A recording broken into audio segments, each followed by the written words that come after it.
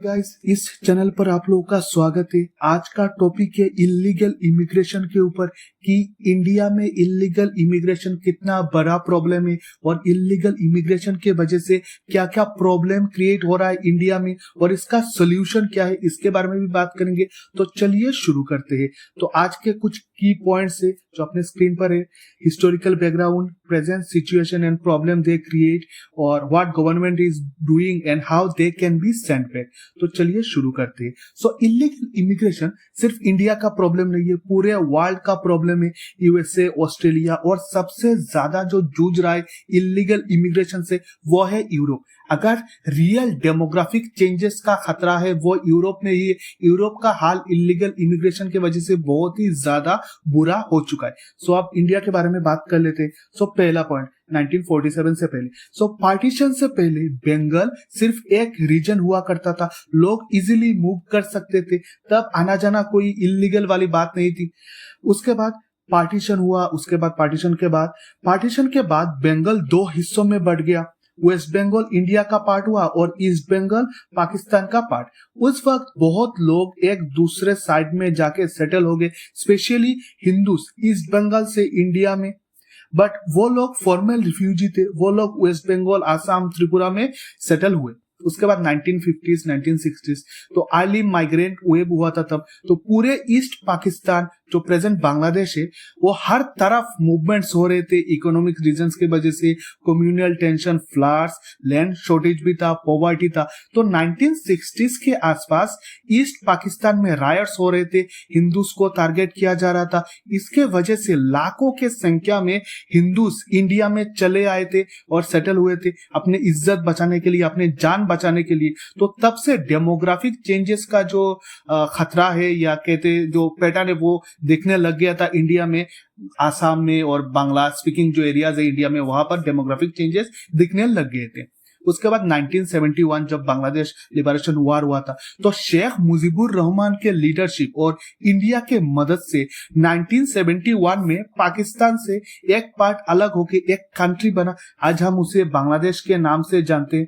सो उस वक्त approximately 10 million 1 crore के लोग, आसपास के लोग इंडिया में आके सेटल हुए थे। मोस्टली हिंदूज ही थे क्योंकि उस वक्त communal violence, rapes, genocide peak level पे था। वार खत्म होने के बाद कुछ लोग वापस चले भी गए थे, बट उसका जो परसेंटेज था वो बहुत ही ज्यादा कम था। और बाकी जो लोग हैं, जो मेजोरिटी जो लोग हैं वो इंडिया के बॉर्डर स्टेट में सेटल हुए, जैसे वेस्ट बंगाल, आसाम, त्रिपुरा में सेटल हो गए। 1970s 1980s वार खत्म हो गया, नया देश भी बन गया। तो सबको लगा था कि अब माइग्रेंट्स इंडिया में नहीं आएंगे, बट ऐसा हुआ नहीं।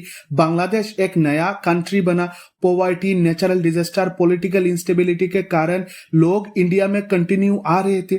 सो 1979 में आसाम में मूवमेंट स्टार्ट हुआ।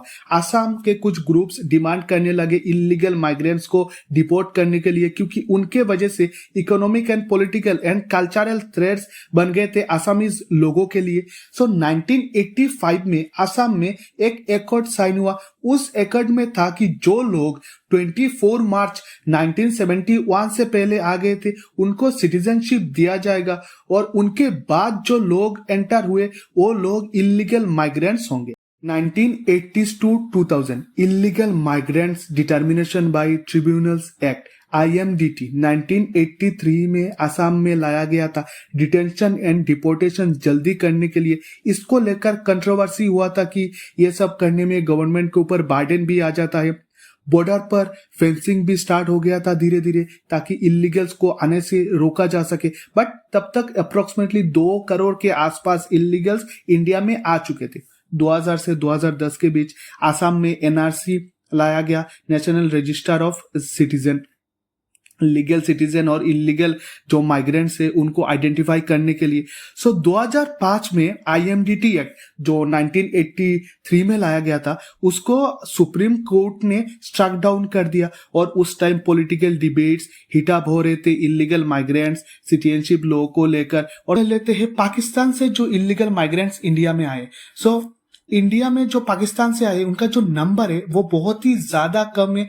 एज कम्पेयर टू बांग्लादेश से जो माइग्रेंट्स इंडिया में आए, बांग्लादेश से सिर्फ बांग्लादेशी नहीं, जो रोहिंगा मुस्लिम्स है वो भी थ्रू बांग्लादेश इंडिया में एंटर हुए। बट पाकिस्तान से जो इलीगल इमिग्रेंट्स इंडिया में आए उनका जो नंबर है वो बहुत ही ज्यादा कम है।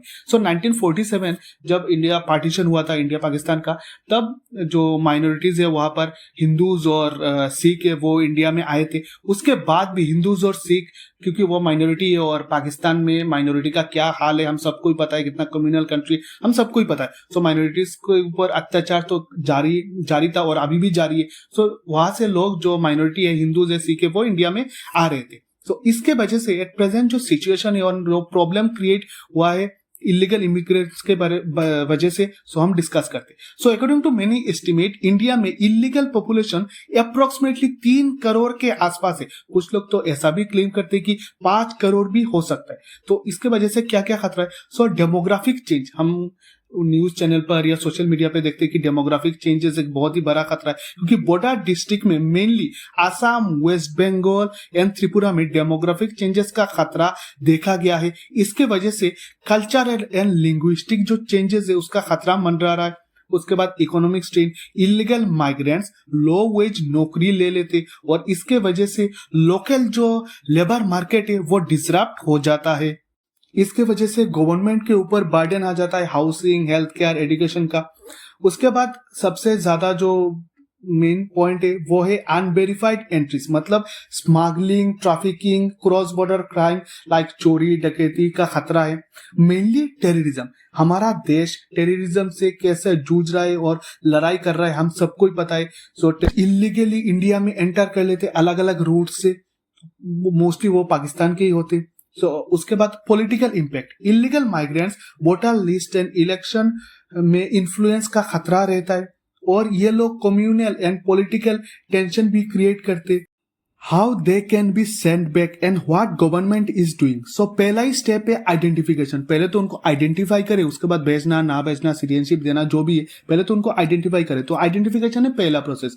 सो एनआरसी और सीएए जो सिटीजनशिप अमेंडमेंट एक्ट 2019 में लिया गया था, दोनों इंटीग्रेट करके जो जो लोग इनमें से क्राइटेरिया मीट होता है तो उनको सिटीजनशिप दे दिया जाए और जो लोग क्राइटेरिया मैच नहीं होता उनको डिटेंशन सेंटर पे भेजा जाए। और उसके बाद बांग्लादेश, पाकिस्तान या जो भी कंट्री से वो इलीगल आए थे उनके साथ, उस कंट्री के साथ कोऑपरेट करके उनको उसी कंट्री में भेजना होगा, क्योंकि उनके कोऑपरेशन के बिना, उन कंट्रीज के कोऑपरेशन के बिना उनको भेजा नहीं जा सकता।